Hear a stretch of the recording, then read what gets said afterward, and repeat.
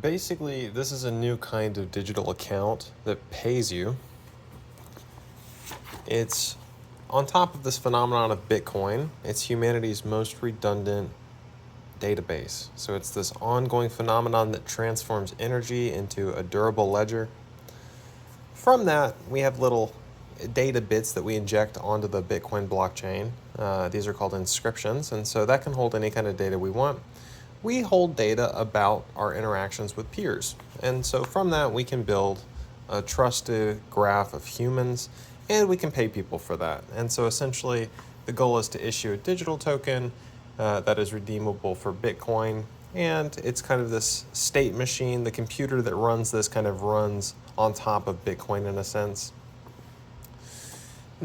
I'd like to suggest kind of before money, we had the human experience. We just had implicit value, and we don't know what that was worth and how it was allocated. We do have a nominal expression of energy as it's allocated to people in the money supply. So if we're thinking about something like the US dollar, we can see that over time money concentrates up to the highest value providers. It's interesting because it's like, the hunter gets meat and he provides to the village, and maybe he pays for stew, but eventually the most valuable people in society accrue the most wealth.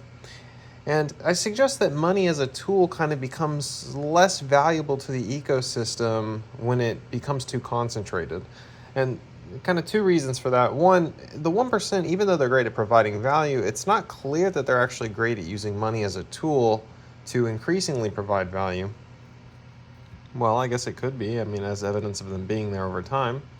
The other problem is that typically these people are close to the money printer, and so, if you are the strongest person in society, you basically get allocation of everything. Like, you can take whatever you want. So, I propose it's possible to basically go back to the very human model and say, well, how can we just allocate money to everybody?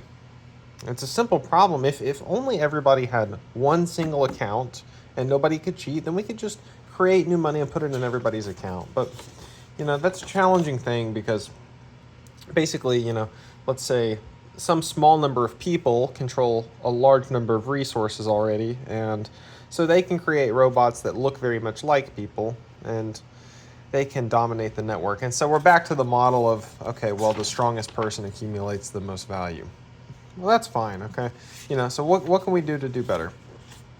Well, let's say you wanted to really think about how we could differentiate these two actors and make sure that we're paying humans only. Well, if you choose to only trust humans that you like already, there may be people in your life that you can trust and work with to secure your digital assets, secure your keys. And so we see some examples of peer custody, social custody. For example, you might share like a little password with some of your friends, and then they have to get together to help you make a large transaction. This kind of thing is popular in Bitcoin. It can also serve kind of as this identity primitive, where this digital account, the kinds of interactions that you have with your peers, and can kind of isolate you as a bubble against foreign actors. And so if you were like this central node on the graph, though, you're not really sure how far you should trust. And so these signals, I propose, whether they're written to a centralized storage, just like somewhere on the internet, or they're written to the Bitcoin blockchain, there are a number of symbols that we can standardize. For example, sending tokens back and forth, sending Bitcoin back and forth.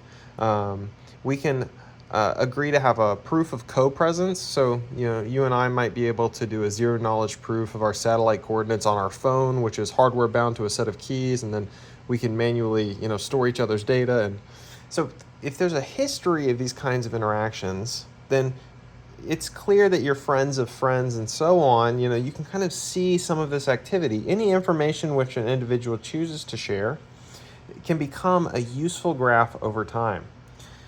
That time component is really valuable because the other thing that Bitcoin does really well is it kind of acts as this time anchor. And so it's very difficult for any kind of AI to go in and forge. It's just the amount of compute that it would take to produce this evidence is increasingly difficult. It becomes exponentially harder to falsely produce these pieces of evidence. And so you can have a really high integrity system over time. And generally, that's what I'm trying to achieve here. There's a lot that we are not going to get into here, but yeah, essentially, if you distribute value to every person equally, what you're able to do is you're flattening out, you're distributing that wealth curve. It lifts everything up. Don't think of it as distribution, because we're creating new money. It does dilute from the 1%, but consider that it also makes the whole economy more valuable, because if you think of humanity as kind of like a petri dish, you're like, well, if you don't have enough resources, you die. If you don't get X number of calories per day, you die. And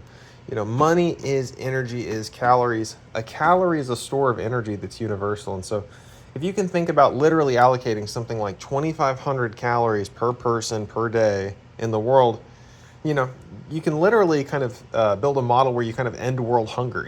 There are something like 5 billion people with a smartphone.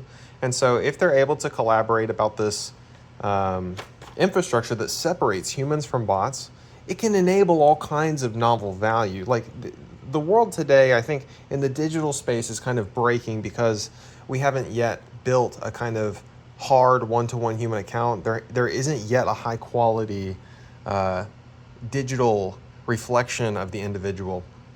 And I suggest that we can build a protocol which enables the individual to share and consent to whatever they want, and also expose themselves to receiving value. And whether that be from governments or that be from other people, peers, I propose we can kind of push people. If you're under the threshold of survivability, under that 2,500 calories, you're in search mode. You're moving around society and you're not producing value.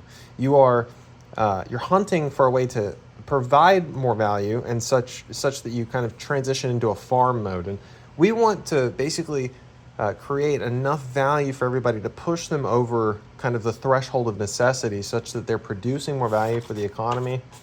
What is good for the individual is good for the hive. And I just suggest that, whatever the average comfort threshold is, we can lift it up such that people are a little bit more liquid in society. They're able to find where they can produce the most value.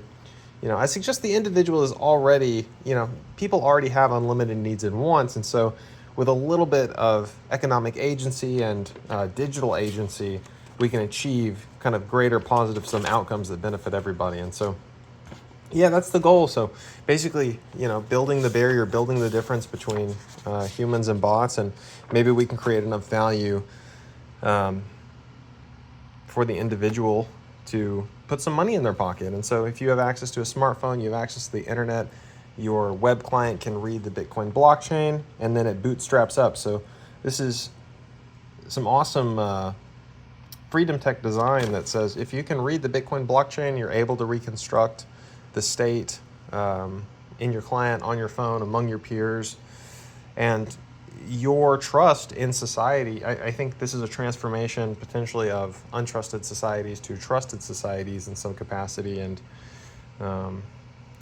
maybe can solve some other things. So one other cool thing about a digital account is this idea that we have inheritors. So by default, when you interact with a new person on this graph, it automatically sets up a guardian such that you are each other's social custodians and you're automatically each other's heir. And so you can change that later, but in the meantime, the opportunity is, there's this digital reflection of trust. And if I am going to trust somebody to be my heir, that's a kind of signal that I would use to evaluate trustworthiness of a friend, and therefore, I think kind of the human graph becomes more dense and more powerful over time, kind of against the infinitely powerful bots. And so, cool. Welcome to Bitcoin UBI.